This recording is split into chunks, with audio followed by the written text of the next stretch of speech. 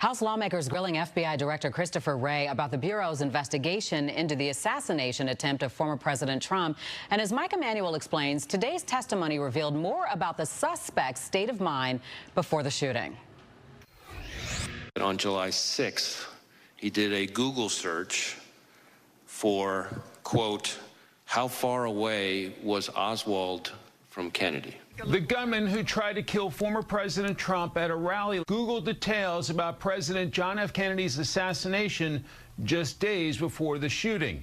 That's according to FBI Director Christopher Wray, who testified in front of House lawmakers on Wednesday about a laptop recovered by investigators. And so that's a search that obviously is significant in terms of his state of mind. Wray says authorities also recovered explosive devices in Thomas Crook's car and home, as well as a drone he appeared to be flying just 2 hours before the rally.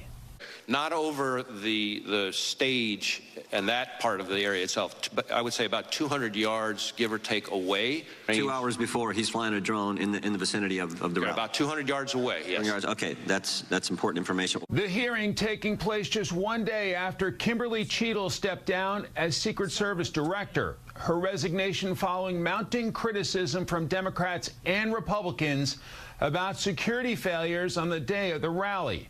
More than a week after the shooting, many questions remain unanswered about the response by law enforcement. Why was President Trump not kept off the stage?